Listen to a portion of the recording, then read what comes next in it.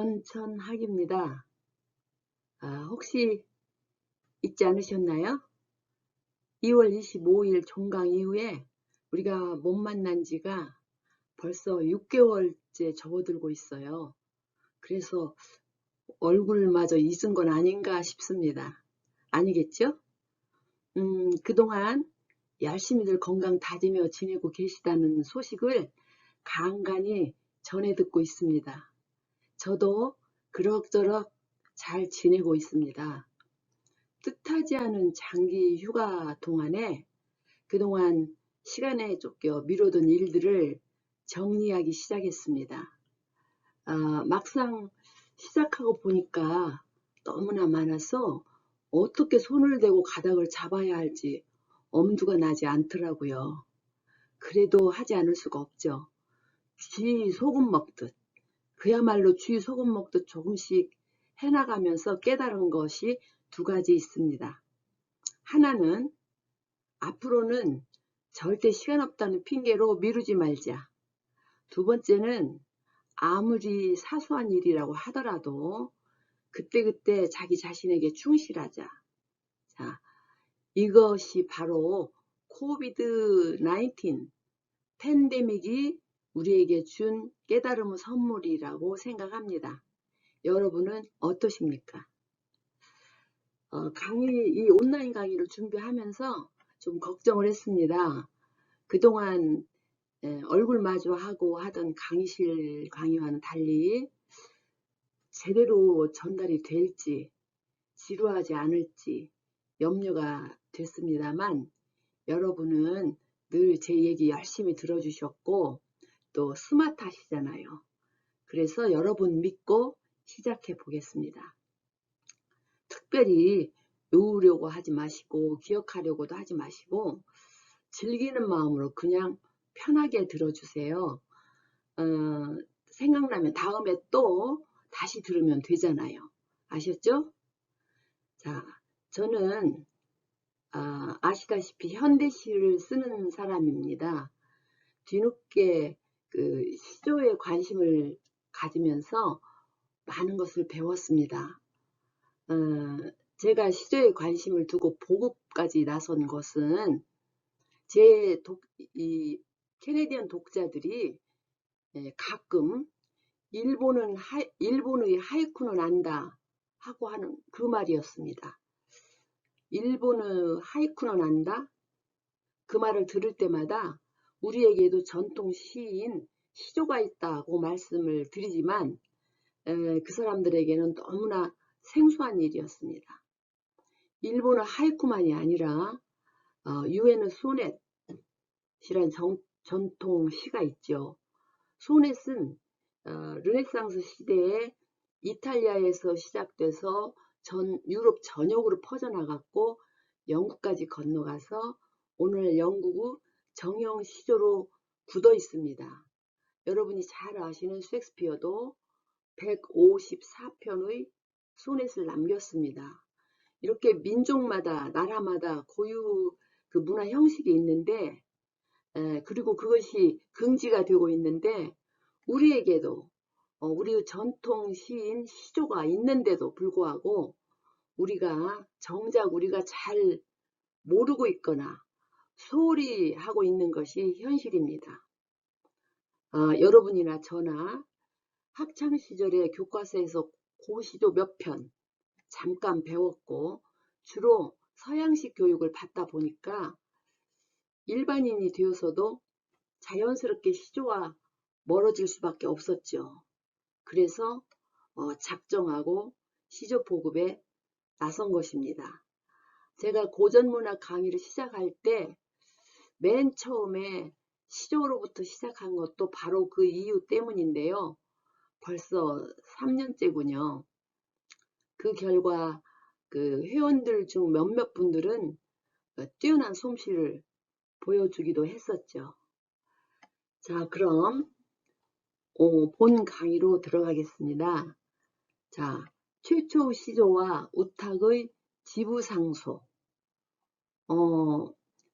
그 공부를 할 때 시조 발생과 시대적 배경, 어원, 구성, 형식, 종류 뭐 이런 것들 이미 다 공부했는데 그런 중에 어떤 분이 최초 시조가 뭐냐고 질문했었어요. 그 답을 미처 드리기 전에 코로나 휴가로 멈추고 말았죠. 지금 바로 그 최초 시조를 알려드리고 그것과 관련된 주변의 이야기까지 곁드리겠습니다. 아, 여러분께서 아마 놀라실 거예요. 최초 시조 뭘까요? 자, 보세요. 짠! 놀라셨죠? 잘 아시는 시조죠? 백발가. 자, 이거는 원문이니까.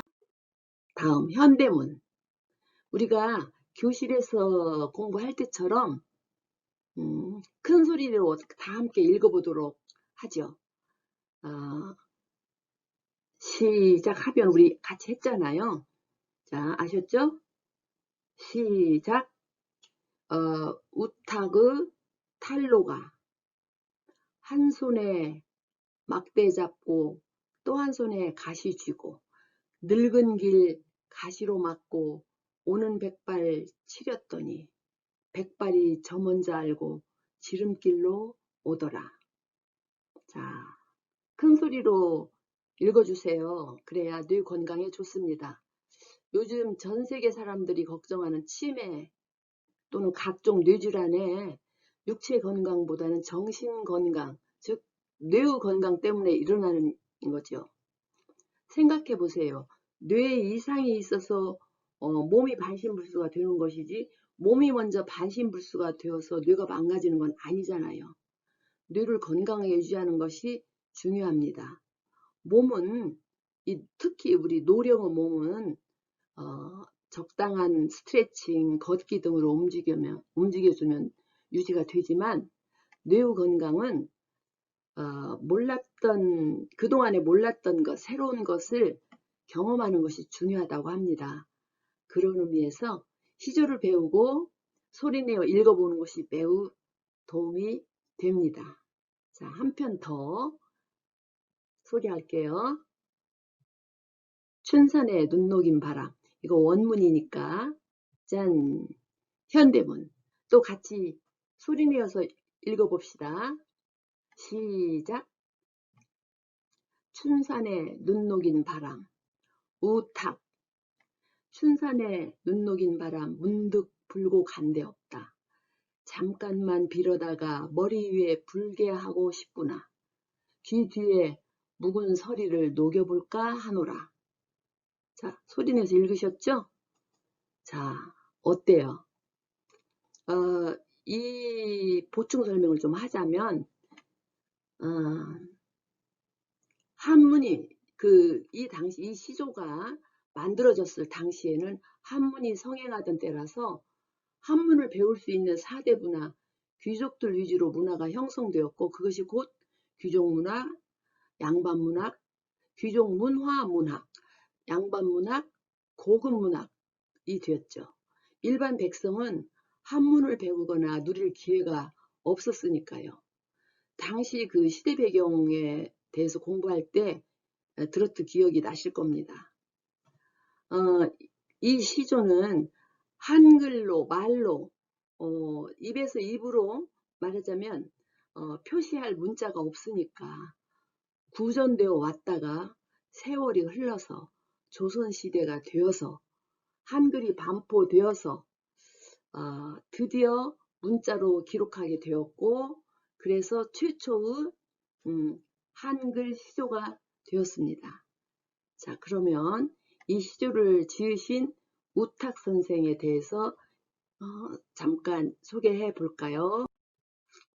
우탁, 고려 문시인이자 학자입니다. 단양 출생이고 호가 역동 그리고 이제 이런저런 뭐 벼슬 관리직 공무원 생활을 한 것이 있는데 우리가 특히 눈여겨볼 것은 호 역동입니다. 자, 역동은 우탁 선생이 관직 생활을 다 마치고 은퇴했을 때 고향에 돌아가서 그때 좀 시간적인 여유가 있으니까 미뤄두었던 그 학문 연구나 창작 생활을 시작했습니다. 저처럼요. 그 미룬 공부를 그때 하면서 드디어 그 중국의 학문인 주자학을 공부하게 됐는데 그 2달 만에 집중해서 하다 보니까 2달 만에 그 주자학 주역을 통달했다고 해요. 굉장히 그 영특하신 분이었나 봐요. 그래서 중국의 학자들이 와, 우리보다 더 잘한다. 우리의 그 주역이 동쪽으로 간 거 아니냐. 그런 뜻에서 우탁 선생을 역동 선생이라고 불렀답니다. 그래서 호가 되었는데요. 역동은 주역에 통달한 동쪽 나라의 학자라는 의미가 되지요. 그리고 주로 이렇게 노령의 시가 쓰여진 것도 바로 그 은퇴 후에 쓴 것들이기 때문입니다. 자, 이번에는 우탁 선생 관련 유적인데요. 이분이 우탁 선생, 역동 선생님이시고 역동 선생 묘소입니다. 자, 단양의 사이남, 단양 8경 중에 하나인 사이남이라는 이 절벽인데요. 이 사이남이라는 이름은 우탁 선생이 사인이라는 직위에 있을 때, 요즘으로 말하면 경찰청장쯤, 검찰청장쯤 되었을 때 여기를 자주 찾았다고 해요. 그래서 여기 이름을 그 이름 따서 사인암, 그리고 지금은 2008년도에 명승 제47호로 지정되었다고 합니다. 자, 이번에는 지부상소에 대해서 설명드리겠습니다. 이거 몇 가지 더 볼까요? 이거 사이남에 있는 탄로가 12, 그 다음에 아름다운 풍경을 그린 김홍도의 사이남. 김홍도 잘 아시죠? 화가가 이렇게 아름다운 경치 보고 그냥 넘어갈 리가 없죠. 한편 더 옥순봉. 자, 이번에는 오늘 강의의 가장 주제라고 할 수 있는 지부상소. 이 단어를 알고 계시는 분도 계시겠지만 아마 생소한 분이 많을 거예요. 먼저 이 한자 풀이를 해드리겠습니다. 진일지, 진이다, 몸에 진이다 하는 진일지, 도끼부, 아시죠? 도끼, 엎드릴 복, 엎드린다, 대궐궐, 대궐, 궁궐 이런 거. 근데 그 다음에 상소, 임금에게 글을 올리는 것.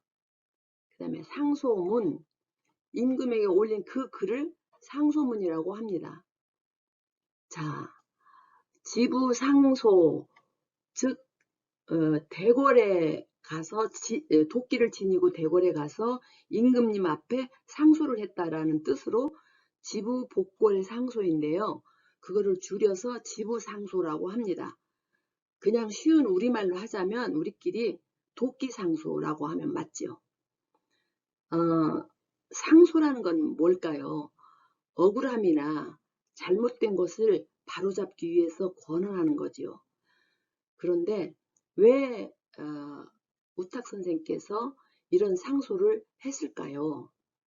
궁금하죠? 자, 이유가 있습니다.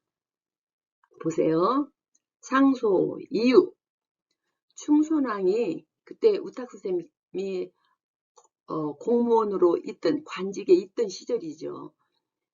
충선왕이 아버지 충렬왕 후궁이었던 숙창원비와 내통, 요즘 말로 하면 간통이에요. 내통해서 뭐라고 해야 되나요?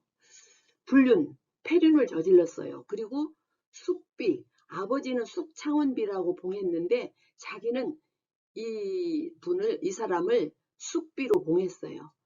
이런 그 폐륜이나 그로 인한 실정을 주변에서 모두 알면서도 아무도 말하지 않는 거예요. 왜 그랬을까요? 자기 그 권세가 위태롭고 이건 임금의 폐륜에 대해서 직접 직언을 하는 것이기 때문에 자기 목숨이 위태롭지요. 그래서 안 한 거예요. 일반적으로 그 옛날에는 상소를 삼관에서 했습니다. 삼관이란 홍문관, 예문관, 교서관 이런 것들인데 이런 관청인데 요즘으로 말하면 교육부 장관, 아, 또 규장각 관장, 성균관 관장 이렇게 최고 학식 덕망을 갖춘 사람들이 있는 고관의 관청입니다. 그런데 아무도 하지 않았어요. 참다 못한 그 우탁 선생이 어느 날 작심을 합니다. 옷을 하얀 옷 상복으로 갈아입고 도끼를 지니고 집방석 그러니까 꺼적대기죠. 짊어지고 대궐에 들어가서 임금님 앞에 엎드려서 상소문을 올립니다. 그런데 상소문을 받아든 그 상소문이 들어오면 옆에서 읽어주는 측근의 신하가 있는데 그 신하가 상소문을 펼쳐 들고는 읽지를 못하고 벌벌 떠는 것입니다. 자기가 그걸 읽었다가는 정말 자기가 생각해도 목이 칠 일이거든요. 엎드려서 기다리는 우탁이 참다 못해서 그 신하를 호통을 칩니다. 어떻게 경은 임금을 가까이 모시는 신하로서 임금님의 그 폐륜을 바로잡지 못하고 악으로 인도하니 그 죄를 아느냐 이렇게 호통을 치고는 자기가 상소문을 다시 받아서 직접 그 꺼적대기 위에 앉아서 상소문을 읽습니다. 자, 상소문을 잠깐 볼까요? 상소문을 요약한 건데요. 자, 첫 번째, 군왕은 날마다 신하들과 더불어 정사를 토론하여 백성을 교화하고 풍속을 바로잡기에도 겨를이 없을 터인데 만고에 걸쳐 변할 수 없는 윤상을 무너뜨림이 어찌 이와 같을 수 있사옵니까? 전하께서는 부왕이 총애하는 후궁을 숙비에 봉했는데 보세요. 정말 큰일 날 소리죠. 이는 삼강오륜에도 맞지 않을 뿐더러 종사에 전례가 없는 폐륜이옵니다. 자, 국중약하고요. 군왕이 나라의 흥망을 가늠하는 것은 오직 인과 불인에 달려 있사옵니다. 신하는 그러니까 우탁 선생 자신이죠.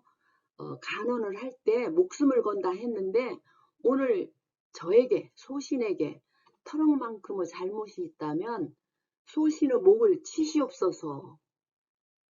어때요? 대단하죠? 이 충렬왕에 대해서 조금 더 설명을 하자면 충렬왕의 첫째 부인은 원나라 그 당시에는 원나라 우리가 간섭을 받던 시대니까 제국 대장공주였어요. 근데 이 첫 왕비가 일찍 병사를 했어요. 그리고 두 번째 왕비가 된 사람은 여기 조선 말하자면 고려의 무비라고 하는 서씨 가문 시씨 가문의 여자였는데 이 무비가 자기 그 왕의 총애를 받는 것을 빌미로 해서 중심의 친정 오빠를 비롯해서 그 중심 측근들이 권력을 남용하고 부정을 저지르고 이러고 있었어요. 그런데 그 첫 번째 왕비가 병사했다고 하는 소식을 듣고 원나라에 가 있던 세자 현이 돌아옵니다. 상을 치러야 하니까 돌아와서 무비의 그 난폭한 행동, 국정을 어지럽히는 이 상황을 듣고 측근의 힘을 모아서 그걸 척결하려고 해요. 그러니까 아버지인 충렬왕이 지금은 상중이니까 조금 이따 해라, 참아라 했는데 듣지 않아요. 왜냐하면 너무나 심각하니까. 그래서 무비를 족칩니다. 그 일행을 족치는데 무비가 그때 왕비였던 그 제국 대장 공주를 시기하고 질투해서 그때 궁인으로 있던 무비가 몰래 저주 구판을 벌이고 했다는 것이 다 드러났어요. 저주 구판을 벌였다? 듣던 소리죠. 그렇게 해서 무비와 무비의 그 일행들을 다 죽이고 척결을 해버렸어요. 그리고 이제 세 번째 부인인 김 씨가 들어오는데, 이 김 씨는 이미 진사를 지낸 최문이라고 하는 사람한테 시집을 가서 살았는데 몇 년 안 돼서 그 남편이 죽었어요. 최문이 죽었어요. 그래서 젊어서 일찍 과부가 된 사람인데 그 여자가 아름다우니까 그 여자를 왕비로, 말하자면 충렬왕에게, 지금 상심해 있는 충렬왕에게 바쳐진 셈이에요. 그래서 왕비로 이제 봉했는데 충렬왕이 그 김씨에게 숙창원비라는 그 직함으로 봉했어요. 그러고 이제 세월이 흘렀죠. 충렬왕이 돌아가셨어요. 돌아가신 아버지의 후궁이었던 그 숙창원비를 이 충선왕이 후궁으로 다시 간통을 합니다. 내통을 해서 또 숙비라고 봉해요. 이런 내막이 모두 다 알려진 상황에서 아무도 나서지 못하는데 우탁 선생이 상소를 올린 것입니다. 이제 대충 아셨겠죠? 그 후에 세월이 흘러 조선시대가 됐는데 정몽주, 전에 우리 정몽주 시조도 공부했었죠. 정몽주는 우탁 선생을 사림의 조종이라고 칭송을 했고, 또 그 퇴계 이황 선생은 그 우탁 선생의 가르침과 그 고매함을 기리기 위해서 역동서원, 그 호를 따서 역동서원을 창건합니다. 자, 보세요. 예안으로 그 상소를 하고 난 뒤에 역동 선생은 스스로 벼슬을 버리고 은퇴를 한 거죠. 고향 예안으로 돌아옵니다. 돌아와서 그때서야 학문 연구와 후진 양성을 하는데, 그 학문 연구한 것이 바로 주자학을 했고, 이황이 그를 기념하는 이 서원, 역동서원을 창건했는데, 고종대에 와서 흥선대원군이 서원 철폐령을 내려서 모두 허물어 버립니다. 왜 그랬을까요? 그때 적폐청산이라는 명분을 내세웠습니다. 적폐청산, 자신이 가지고 있는 권력에 반하거나 동조하지 않거나 도전할 것 같은 그런 세력들을 모두 쳐버리는 것입니다.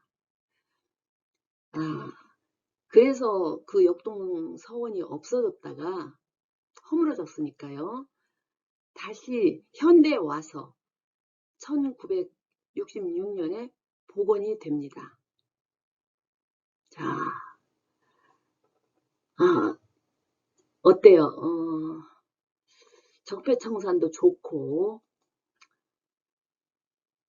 다 좋지만 역사는 이렇게 항상 뭔가를 다 품고 흘러가잖아요.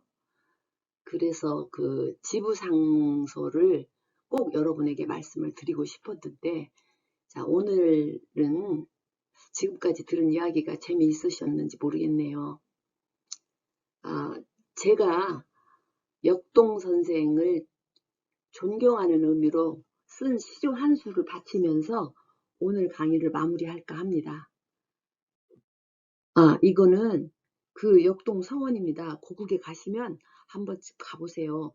저도 가봤는데 옛날이어서 다시 한번 가볼 생각입니다. 자, 제가 바치는 시조입니다. 또 같이 한번 읽어보겠습니다. 제가 제목을 읽을 테니까 본문만 같이 읽어요. 유훈, 권천학, 역동 선생께 읍함. 여기서 읍한다는 뜻은 존경한다는 뜻으로 경의를 표한다는 뜻으로 쓰인 말입니다. 자, 시작. 님께선 가셨어도 역사는 그 자리에 가르침 칼날 같아 가슴을 에이는데 머리에 서리 안고 보니 눈빛 더욱 맑아라. 제 시를 제가 읽는데도 좀 긴장이 되고 온라인 강의가 되다 보니까 저 여러 가지로 좀 서툴었습니다. 그냥 제가 얘기하고 싶은 내용만 이해하셨으면 좋겠습니다. 도움이 되셨기를 바라면서 오늘 강의는 여기서 마칩니다. 모두들 건강하시기 바랍니다. 안녕.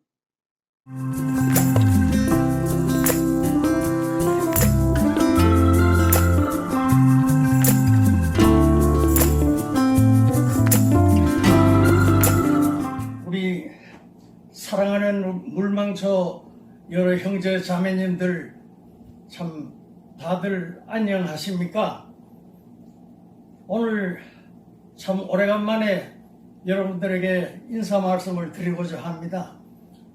우리가 원하지 않는 이 코로나 19로 인해서 참 그동안 만나지 못한 지가 한 4개월은 되는 것 같은데 그동안도 여러분들 얼마나 답답하고 또 힘드십니까?